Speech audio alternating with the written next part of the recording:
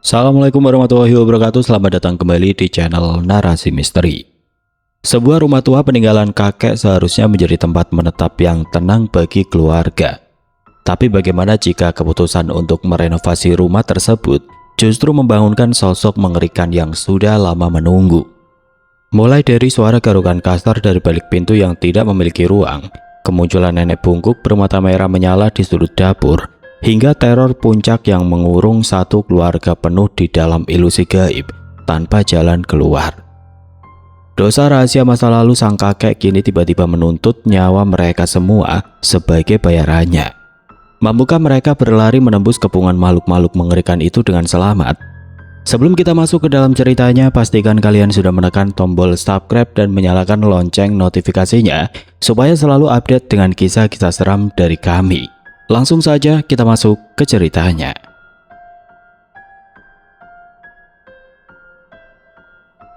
Suara detik jam dinding di ruang tengah terdengar begitu jelas menyapa telinga. Jam baru saja menunjukkan pukul 2 dini hari, tetapi mataku mendadak terbuka lebar. Tenggorokanku terasa sangat kering, rasanya haus sekali sampai aku, Alin, harus beranjak dari kasur yang nyaman ini.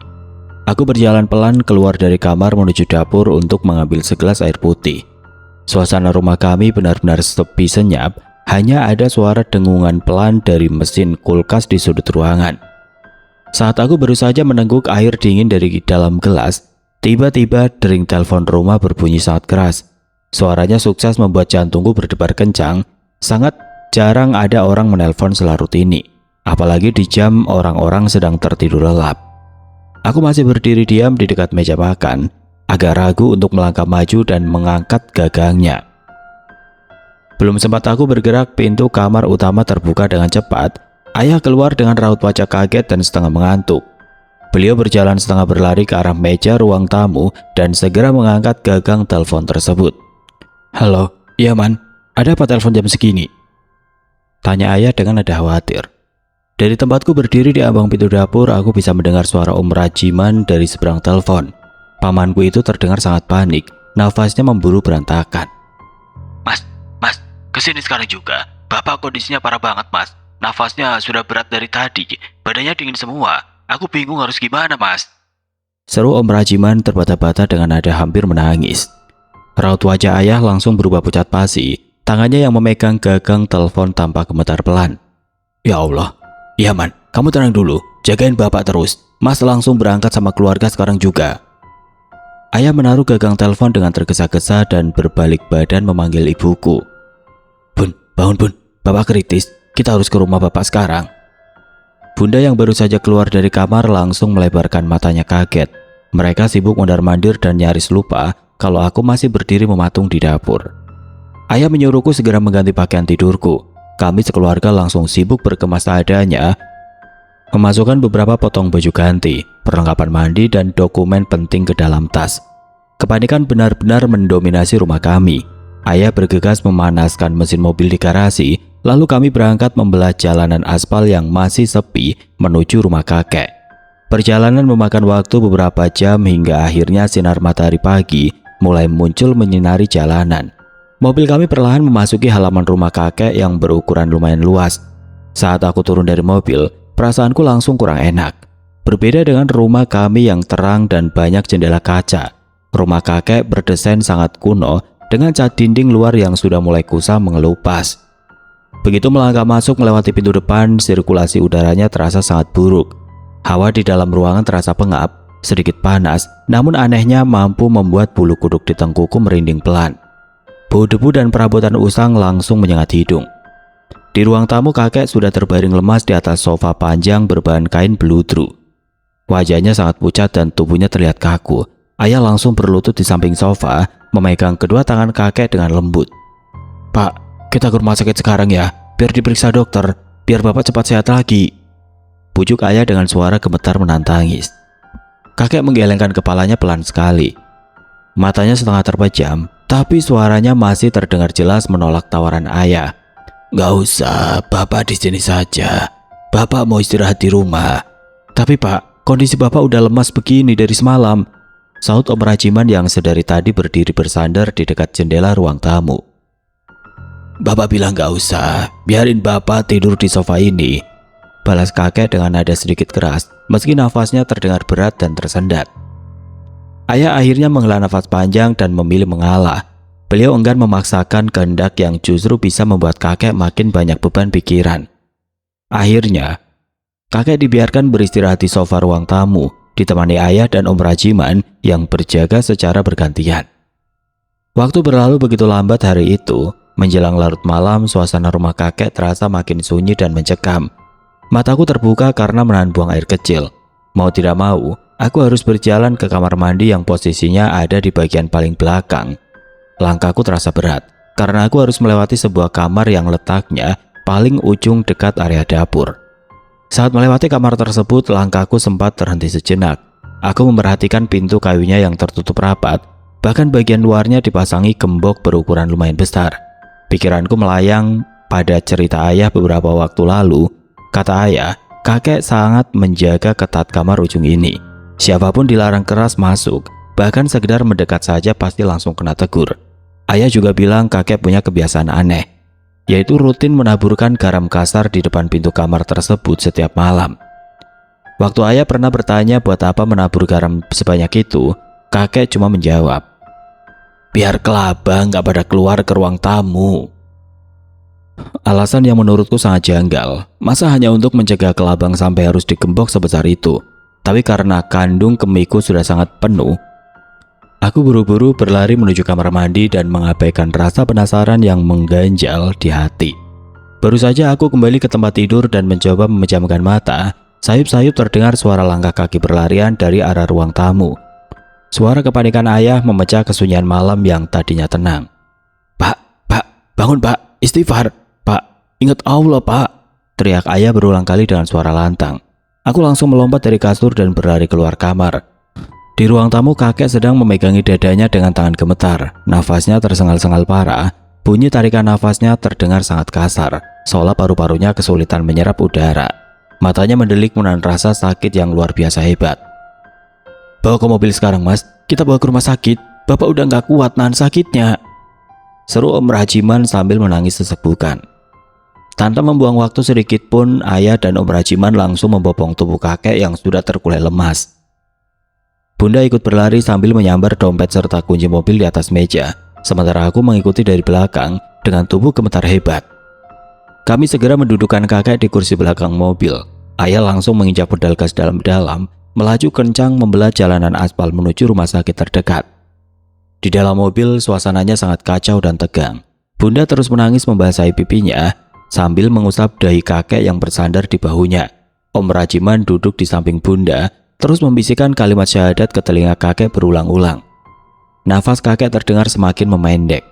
Mas, bapak mas, panggil Om Rajiman lirih. Suaranya terdengar putus asa. Ayah melirik cemas dari kaca spion tengah. Aku yang duduk di kursi depan samping kemudi hanya bisa menahan nafas saking paniknya. Tepat saat mobil kami melewati perempatan jalan besar, suara nafas berat kakek yang sedari tadi terdengar kasar perlahan memudar, lalu berhenti sepenuhnya. Tubuh kakek melemas seutuhnya di pelukan Bunda. Suasana mobil mendadak hening sekian detik sebelum akhirnya tangisan Bunda dan Om Rajiman pecah menyayat hati. Kami terlambat membawanya. Malam itu juga di dalam perjalanan yang terasa begitu panjang, kakek pergi meninggalkan kami semua untuk selama-lamanya. 7 hari sudah berlalu sejak pemakaman almarhum. Namun hawa berduka dan suasana berat masih sangat terasa menyelimuti setiap sudut bangunan usang ini. Malam ini usai acara doa bersama hari ke-7 selesai digelar, ayah mengumpulkan kami semua di ruang tengah. Beliau duduk bersila di atas karpet, menatap aku dan Bunda secara bergantian dengan raut wajah yang sangat serius. Bun, Alin, ayah udah pikirin hal ini matang-matang. Ayah putuskan kita bakal pindah menetap di rumah ini, ucap ayah memecah keningan. Aku langsung terperajat mendengar ucapan ayah barusan. Mataku melebar menolak percaya. Ayah serius? Alin gak mau tinggal di sini ya? Hawanya aja bikin merinding terus dari awal kita datang. Baunya juga aneh. Apek banget kayak bau debu campur kapur barus tua. Alin gak bisa tidur nyenyak tiap malam. Protesku dengan suara sedikit bergetar karena menahan emosi. Bunda mengusap bahuku lembut, mencoba menenangkan. Ayah menghela nafas panjang lalu tersenyum tipis meredam kepanikanku. Sabar dulu, dengerin ayah ngomong. Ayah juga paham rumah ini usang dan hawanya kurang enak. Makanya ayah nggak bakal biarin kondisinya begini terus. Rencananya, ayah mau rombak total bangunannya. Kita renovasi semuanya biar lebih modern. Sirkulasi udaranya juga bikin lancar, biar hawanya segar dan terang. Tante Kirani yang duduk di sebelah Om Rajiman ikut menganggukkan kepala menyetujui. Benar kata ayahmu, Lin. Sayang banget kalau bangunan segede ini dibiarkan terbengkalai begitu saja. Nanti malah makin hancur dimakan rayap. Bujuk Tante Kirani dengan intonasi yang lembut. Om Rajiman menimpali. Iya, lagian kalau direnovasi pasti suasananya jauh lebih nyaman. Ruangan bakal dicat warna cerah, jendela diperbesar, kalian juga jadi betah. Walaupun perasaanku masih mengganjal hebat, aku hanya bisa diam menunduk, pasrah menyetujui keputusan mereka yang sudah bulat. Keesokan paginya hari pertama renovasi pun resmi dimulai. Suasana rumah yang biasanya senyap kini dipenuhi suara obrolan para tukang bangunan yang sibuk berlalu lalang. Ayah sudah berdiri tegak di area belakang rumah, memberikan arahan langsung kepada para tukang. Pak Yanto, Pak, target pertama kita hari ini bongkar kamar yang letaknya paling ujung dekat area dapur itu ya. Kita mau rombak total ruangannya. Perintah ayah sambil menunjuk ke arah pintu kayu tebal yang masih terkunci rapat tersebut. Pak Yanto dan 3 orang rekannya langsung bergegas membawa peralatan perkakas mereka.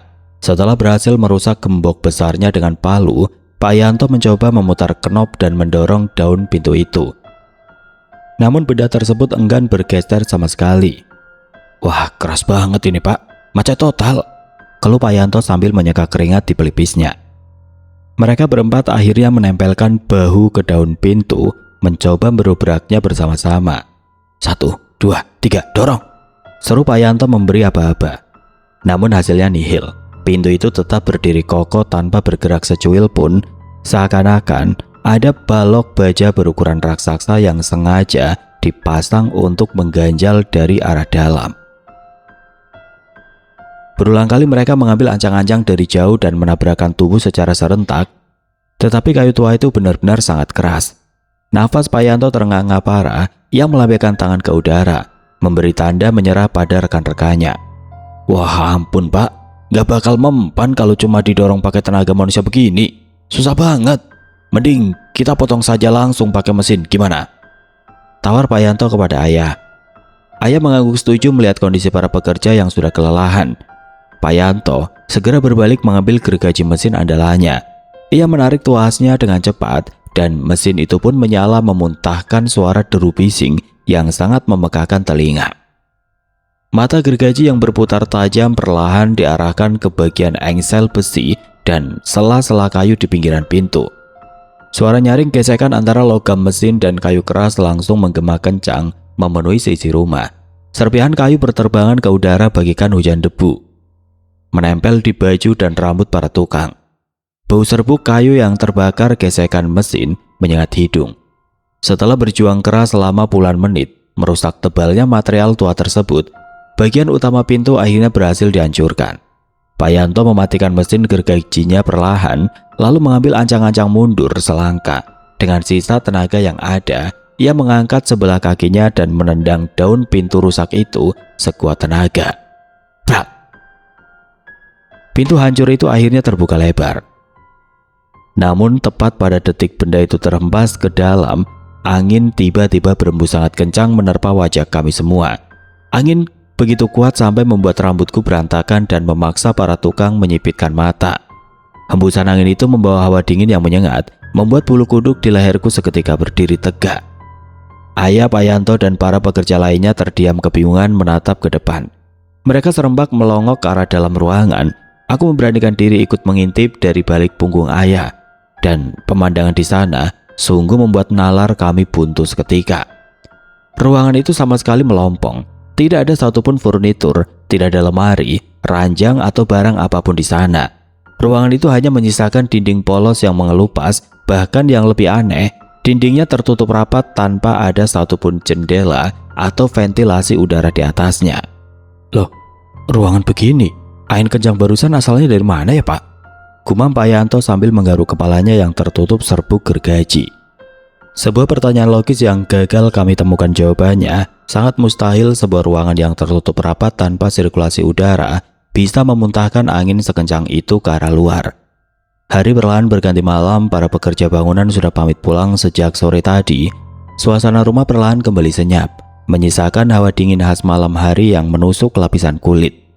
Aku sedang duduk sendirian di sofa ruang tengah, mencoba fokus membaca buku catatan sekolah, sementara ayah dan bunda sedang membereskan pakaian di kamar utama. Tiba-tiba telingaku menangkap sebuah bunyi aneh. Suaranya berasal langsung dari arah pintu kamar ujung yang kondisinya sudah hancur tadi siang. Awalnya bunyinya pelan, tapi lama-kelamaan volumenya makin terdengar tajam. Bunyinya persis seperti kuku-kuku tajam yang sedang menggaruk-garuk keras permukaan sisa pintu kayu tersebut. Suara itu terus berlanjut tanpa henti dengan ritme yang konstan. Bunyi gesekan yang kasar itu sangat mengganggu pendengaran, membuat detak jantungku memacu lebih cepat. Keringat dingin mulai menetes di pelipisku. Aku menelan ludah dengan susah payah, menatap arah sumber suara tersebut dengan perasaan cemas yang mulai merayap naik, mencekik dada. Suara gesekan kasar itu berangsur hilang saat bunda mendadak keluar dari kamar utama karena mendengar adik bungsuku Yoga menangis kencang. Umur Yoga baru 7 tahun, dan akhir-akhir ini dia memang jadi sangat rewel, padahal sebelumnya dia anak yang paling penurut dan gampang dibujuk. Teror yang terjadi di rumah ini rupanya mulai berimbas langsung pada anggota keluarga paling kecil. Malam itu bunda memutuskan menggendong Yoga ke ruang tamu untuk menenangkannya agar tidurnya kembali nyenyak. Ayah juga ikut menyusul dari belakang karena penasaran, namun bukannya mereda, tangis Yoga malah makin pecah. Dia menjerit histeris dan meronta-ronta minta segera diturunkan dari pelukan bunda. Jari mungilnya yang gemetar hebat menunjuk lurus ke arah sofa panjang berbahan kain bludru, tempat kakek dulu sering beristirahat. Yoga nggak mau dipangku sama kakek, badan kakek dingin bunda, jerit Yoga ketakutan. Air matanya membasahi pipi, nafasnya memburu berantakan. Kami bertiga saling bertatapan dengan jantung berdebar kencang. Sofa itu jelas-jelas bersih dan rapi, sungguh tidak ada siapapun yang duduk bersandar di sana. Namun Yoga terus memalingkan wajah, enggan melihat ke arah sofa tersebut. Bunda langsung mendekap tubuh adikku erat-erat, membawanya kembali masuk ke dalam kamar, lalu mengunci pintunya rapat-rapat. Malam berikutnya gangguan yang menimpa Yoga makin menjadi-jadi. Waktu menunjukkan pukul 11 malam saat jeritan Yoga kembali memecah keningan dari dalam kamarnya. Aku dan bunda bergegas berlari menghampiri. Saat pintu dibuka, kami melihat Yoga sedang duduk meringkuk ketakutan di sudut kasur. Dia memeluk erat gulingnya sambil menangis sesegukan. Nafasnya tersengal-sengal menahan rasa takut. Sayang, kamu kenapa lagi? Ada yang sakit? Tanya bunda panik sambil mengelus bahu Yoga berulang kali. Yoga menggeleng cepat lalu menatap kami dengan mata sembab. Kamar Yoga sesak bunda. Banyak banget orang desak-desakan di atas kasur Yoga. Mereka pada rebutan tempat. Yoga takut dihimpit, adunya dengan nada bergeser pelan. Bulu kuduku langsung merinding mendengarnya. Kasur itu berukuran lumayan besar, dan jelas-jelas hanya ada Yoga seorang diri yang duduk di atas spray bermotif mobil-mobilan tersebut. Aku langsung menarik sebelah tangan Yoga, mengajaknya pindah untuk tidur bersamaku dan bunda malam itu juga. Puncak rentetan kejadian menyeramkan malam itu ternyata belum usai. Sekitar jam 2 dini hari, bunda pergi ke area dapur untuk membuatkan segelas susu hangat demi menenangkan Yoga yang terus gelisah. Selang beberapa menit kemudian, jeritan histeris bunda meledak membelah kesunyian rumah. Aku dan ayah refleks melompat dari kasur dan berlari sekencang mungkin menuju arah belakang. Sampai di sana, bunda sudah terduduk lemas di atas lantai keramik, menutupi wajahnya dengan kedua telapak tangan. Ayah berusaha membangunkan bunda, tapi pandanganku justru terpaku lurus pada sudut ruangan dekat rak piring.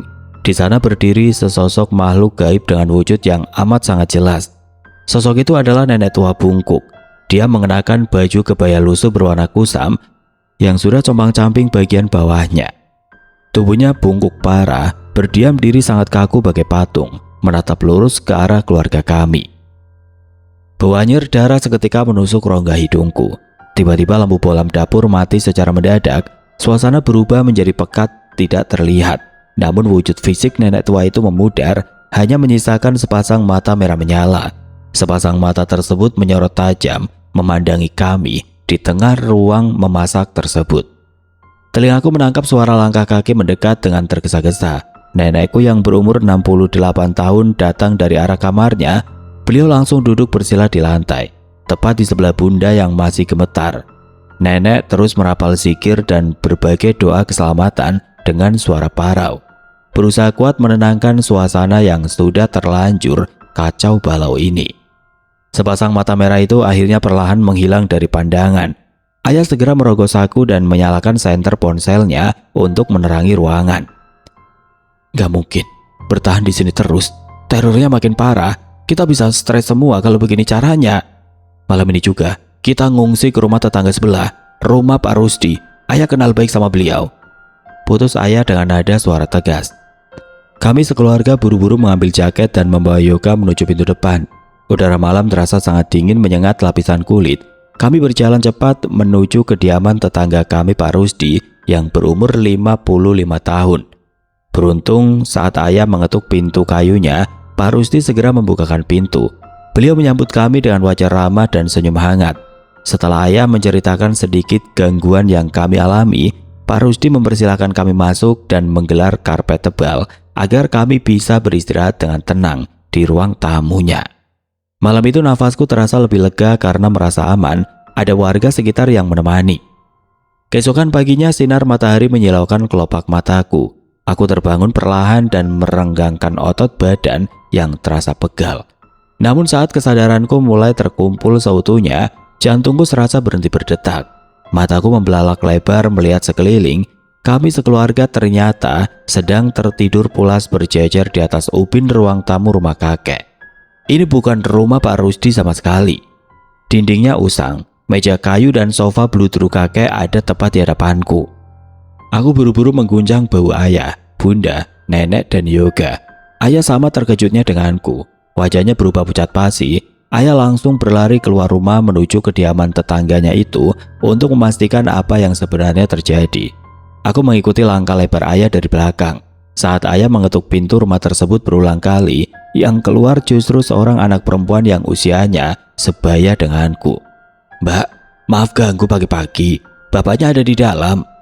Semalam kami numpang tidur di sini. Pak Rusdi yang bukain pintu buat kami sekeluarga. Sapa ayah terburu-buru. Anak perempuan itu mengerutkan dahi. Tampak sangat keheranan mendengar rentetan ucapan ayah. Bapak? Pak Rusdi maksudnya. Bapak saya sudah meninggal 3 tahun yang lalu, Pak. Jawabnya kebingungan. Mendengar jawaban telak itu, lutut ayah langsung lemas dan nyaris ambruk. Kami semua terdiam kaku menyadari fakta mengerikan ini. Ternyata sedari semalam kami sama sekali tidak beranjak keluar, apalagi menginap di tempat tetangga kami. Kami sadar, keluarga ini sedang dijebak ilusi gaib yang secara brutal merusak akal sehat. Malam itu juga kepanikan meledak tidak terkendali. Kami lari berkumpul di area ruang makan dengan nafas memburu, saling berpandangan dengan wajah pucat pasi mencari jalan keluar. Belum sempat ayah memikirkan rencana selanjutnya, benda-benda di sekitar kami mulai berulah. Piring-piring kaca, sendok garpu dan gelas di atas meja tiba-tiba bergerak bergetar sendiri. Sedetik kemudian semua barang itu terlempar berterbangan ke segala arah dengan tenaga yang sangat kuat.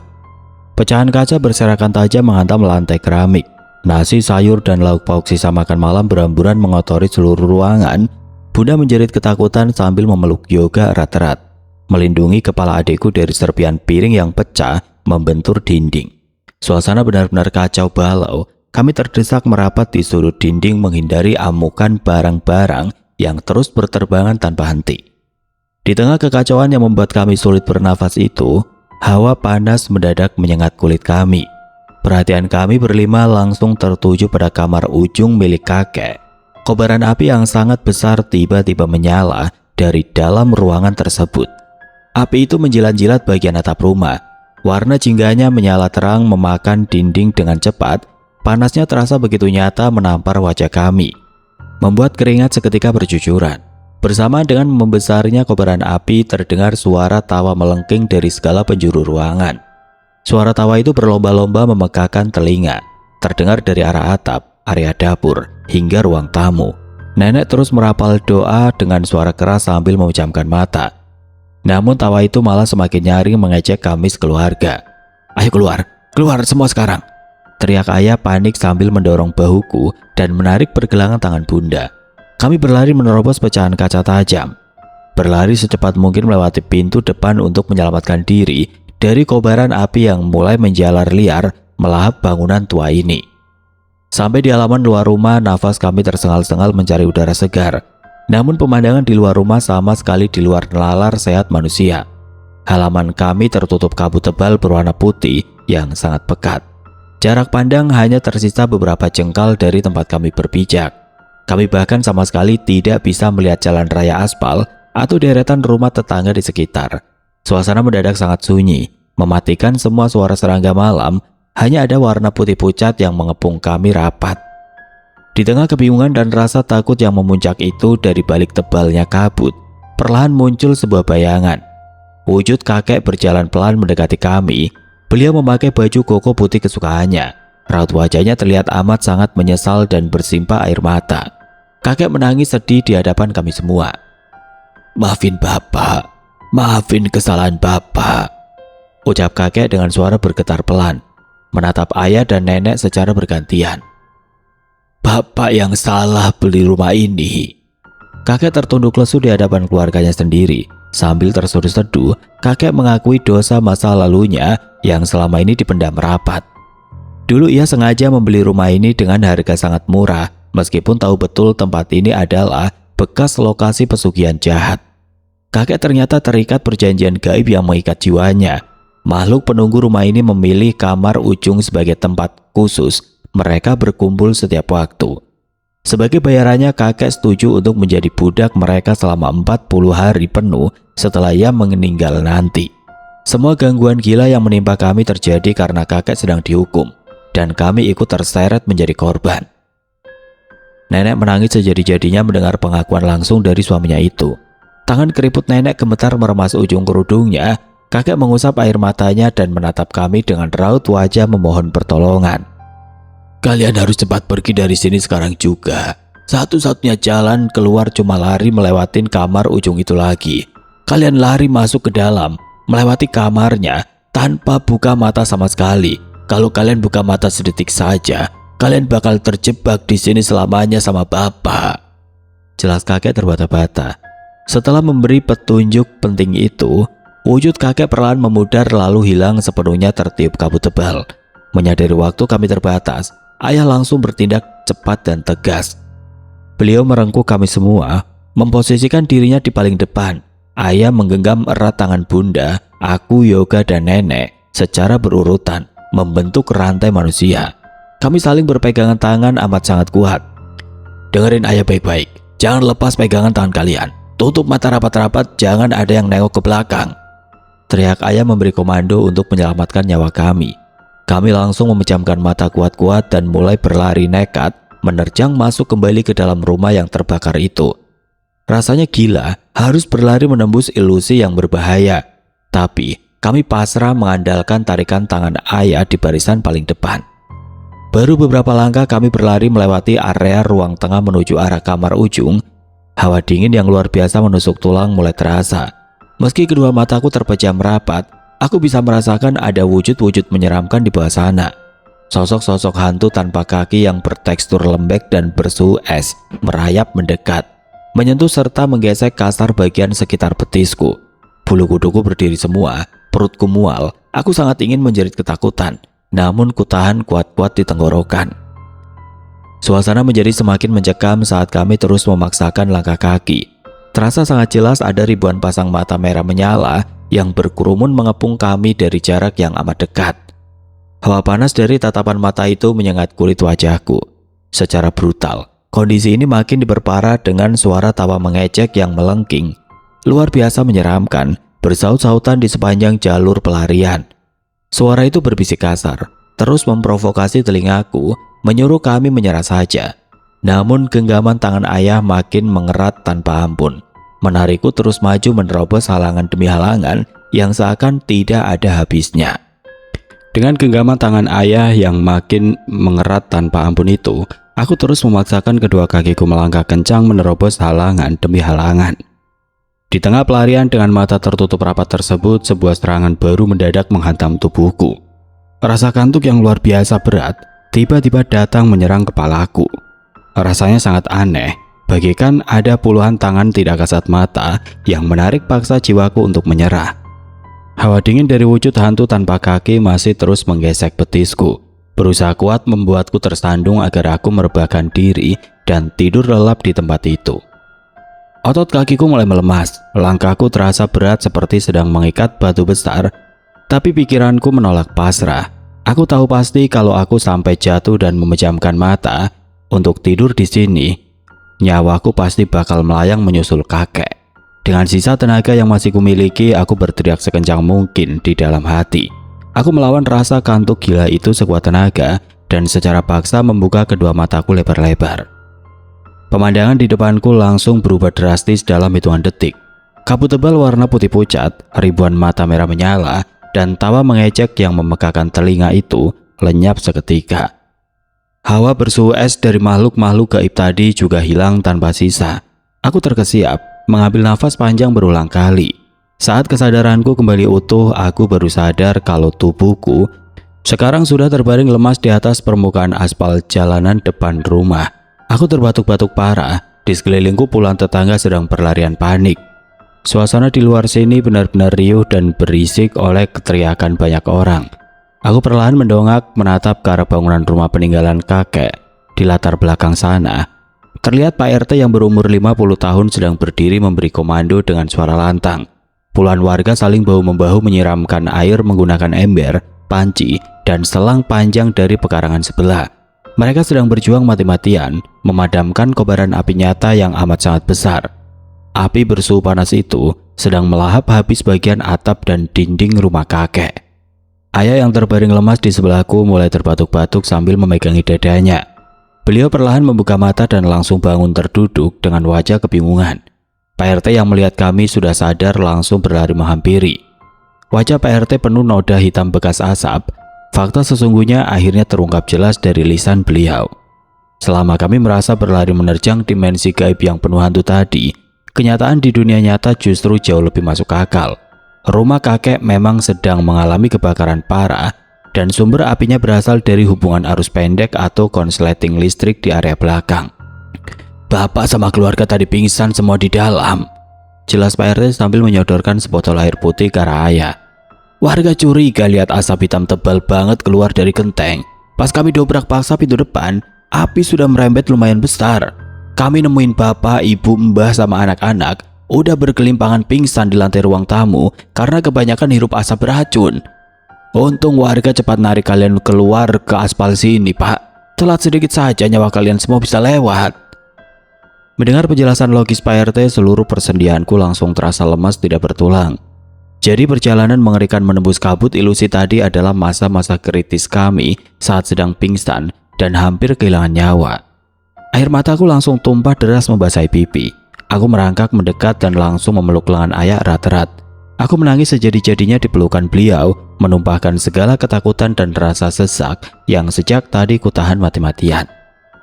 Ayah, Alin takut banget ya. Alin mimpi buruk, isaku dengan suara serak. Ayah membalas pelukanku dengan sangat erat. Tangan kasarnya mengusap kepalaku dengan lembut berulang kali. Kulihat mata ayah juga berkaca-kaca menantangi kelegaan. Itu bukan mimpi, nak. Gak apa-apa. Tangisin saja semuanya. Yang penting sekarang kita sekeluarga udah selamat, jawab ayah berusaha menenangkan perasaanku. Di sebelah kami, Bunda, Yoga, dan Nenek juga sudah sadarkan diri sepenuhnya. Bunda langsung memeluk Yoga sambil menangis bersyukur melihat anak bungsunya selamat dari musibah mengerikan ini. Wajah Nenek masih terlihat pucat, namun bibirnya tidak berhenti menggumamkan kalimat hamdalah. Keesokan paginya kondisi lingkungan sudah sepenuhnya aman. Kobaran api sudah berhasil dipadamkan total sejak menjelang subuh tadi, menyisakan bangunan rumah kakek yang kini hangus menghitam dan hancur berantakan. Bau sangit sisa kayu terbakar masih tercium jelas di udara pagi. Kami sekeluarga duduk berkumpul di teras rumah tetangga, merenungi semua rentetan kejadian panjang semalam. Setelah berembuk serius dengan nenek dan bunda, ayah akhirnya mengambil keputusan akhir yang sangat tegas. Beliau langsung membatalkan semua rencana pindah serta renovasi. Kami memutuskan untuk pulang dan kembali menetap di rumah lama kami sendiri. Rumah kakek yang menyimpan banyak misteri dan duka mendalam itu akhirnya dibiarkan terbengkalai begitu saja. Ayah sama sekali enggan mengurus bangunan bekas pesugihan tersebut. Seiring berjalannya waktu, sisa bangunan hangus itu perlahan hancur termakan usia. Atapnya ambruk rata dengan tanah, dan halamannya mulai ditumbuhi rumput liar yang menjulang tinggi. Biarlah sosok nenek tua bungkuk dan makhluk-makhluk lainnya menetap di sana mengurus janji lama kakek. Asalkan mereka berhenti mengganggu kehidupan kami sekeluarga. Nenek kini ikut tinggal bersama keluarga kami di rumah lama, menghabiskan masa tuanya dengan tenang dan lebih banyak mendekatkan diri kepada Tuhan. Pengalaman malam itu benar-benar menjadi titik balik yang menyandarkan kami semua. Kami amat bersyukur karena Sang Pencipta masih memberi kami kesempatan kedua untuk bernafas panjang. Kini kami berfokus menata masa depan yang jauh lebih baik, merawat kebersamaan keluarga, dan membiarkan rentetan memori mengerikan di rumah pesugihan tersebut terkubur selamanya menjadi pelajaran hidup paling berharga. Terima kasih sudah mendengarkan kisah di channel Narasi Misteri kali ini. Dari pengalaman keluarga Alin, kita bisa mengambil sebuah pelajaran penting. Segala sesuatu yang didapatkan melalui jalan pintas atau bersekutu dengan hal gaib, pada akhirnya pasti akan menuntut bayaran yang sangat mahal, bahkan hingga mengorbankan nyawa orang-orang tersayang di sekitar kita. Jauhilah hal-hal semacam itu, lindungi keluarga dan selalu berserah diri serta memohon perlindungannya hanya kepada Sang Pencipta. Jangan lupa untuk menekan tombol like, tinggalkan komentar di bawah untuk berbagi pengalaman atau pendapat kalian, dan share video ini agar channel kita semakin berkembang. Sampai jumpa di kisah misteri menegangkan selanjutnya. Wassalamualaikum warahmatullahi wabarakatuh.